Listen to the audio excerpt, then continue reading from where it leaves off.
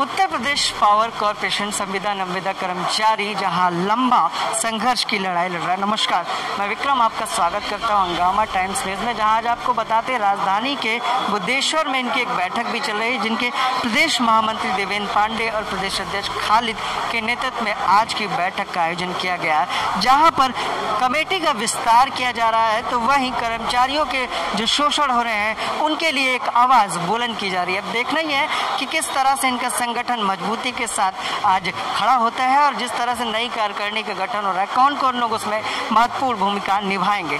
आइए भी महामंत्री देवेंद्र पांडे से बात करते हुए जानते हैं कि आज की बैठक का प्रमुख एजेंडा और उद्देश्य क्या है। तो हमारे साथ इस वक्त है प्रदेश महामंत्री देवेंद्र पांडे। आइए इन्हीं से जानते हैं कि आज की बैठक जिस तरह से कोरोना काल भी चल रहा है और उसमें जो कर्मचारियों की बड़ी समस्या आ रही है, उनकी लड़ाई लड़ने का संगठन काम कर रहा है। आखिर पांडे जी, आज की बैठक का प्रमुख क्या उद्देश्य है, किस तरह से कार्य समिति का विस्तार कर रहे हैं? तमाम साथियों, आज कार्यकारिणी के विस्तार के साथ ही साथ पूरे प्रदेश में बिजली के ठेका मजदूरों के साथ सौतेला व्यवहार किया जा रहा है, जहां पर एक सर्विसमैनों के माध्यम से तैनात उपकेंद्र परिचारकों को 22,000 वेतन दिया जाता है, वहीं पर ठेकेदारों या संविदाकारों के माध्यम से तैनात संविदा कर्मचारियों का 11,000 का एग्रीमेंट किया जाता है। इसमें सीधे दूने का अंतर है। संविदा कर्मचारियों से अधिकारियों द्वारा सौतेला व्यवहार किया जा रहा है। सुरक्षा उपकरण न देने और दबाव बना करके कार्य कराए जाने के कारण आए दिन इन कर्मचारियों की दुर्घटनाएं हो रही हैं। दुर्घटना में शिकार संविदा कर्मचारी का उपचार न कराने के कारण उनकी मृत्यु हो रही है। दुर्घटना हित लाभ के नाम पर जब तक संगठन द्वारा उस पर आंदोलन नहीं किया जाता है, तब तक कोई दुर्घटना हित लाभ नहीं दिया जाता है।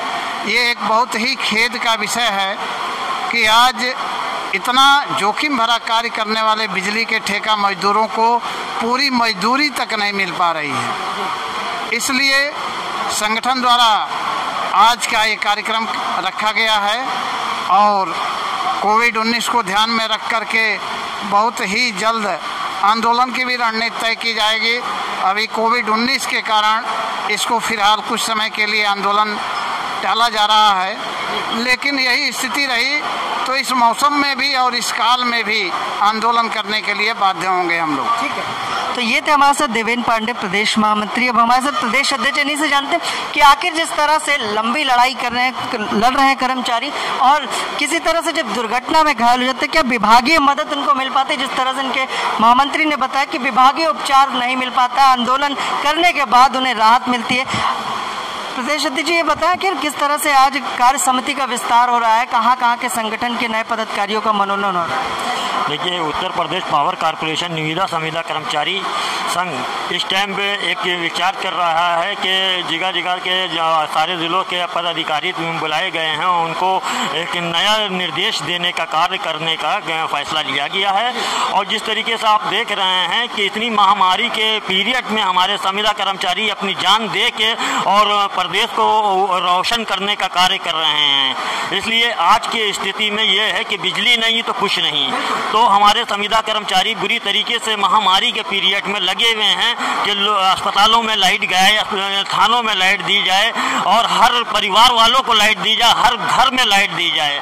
तो इस तरीके से हमारे संविदा कर्मचारी लगे हुए हैं और उसी पीरियड में उसी तरीके से इस तरीके से लगने के बावजूद भी अगर उनके साथ में दुर्घटनाएं हो जाती हैं तो उनके परिवार वालों को कोई भी राहत नहीं मिलती। अच्छा, ये बताइए कि प्रदेश सरकार से कई बैठक कई मीटिंग हुई, क्या आश्वासन, क्या कोई ठोस आश्वासन मिला इन कर्मचारियों के लिए? देखिए, हमारे संरक्षक कौशल किशोर जी हैं, सांसद जी हैं, इन्हीं ने मुख्यमंत्री जी से बात भी करी और उन्हीं ने आश्वासन अभी तक की ऐसा कोई नहीं दिया जो संविदा कर्मचारियों के लिए सही है। उम्मीद है कि योगी सरकार राहत देने का कार्य करेगी? जिस तरीके से योगी सरकार इस टाइम पे प्रदेश भर में अच्छे से अच्छा कार्य करती चली आ रही है, जो कार्य कल तक की नहीं पूर्ण हुआ आज योगी सरकार ने पूरा किया है और उसी तरीके से मैं उम्मीद लगाए हुए हूँ योगी सरकार से कि आज संविदा कर्मचारियों की भी जो उम्मीदें जो 20 साल से लगाए हुए हैं उनकी वो पूरी करी जाए।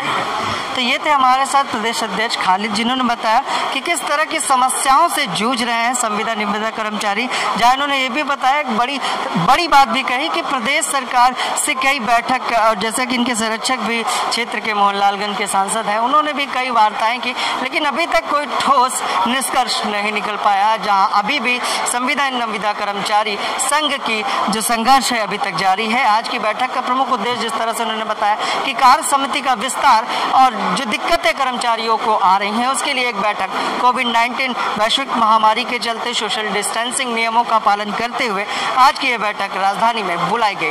ब्रिटिश मोहित के साथ मैं विक्रम आपसे इजाजत चाहूँगा। नमस्कार। मैं उत्तर प्रदेश पावर कॉरपोरेशन निविदा संविदा कर्मचारी संघ के प्रदेश महामंत्री देवेंद्र कुमार पांडे बोल रहा हूँ। कोविड-19 को ध्यान में रखकर 73वें स्वतंत्रता दिवस को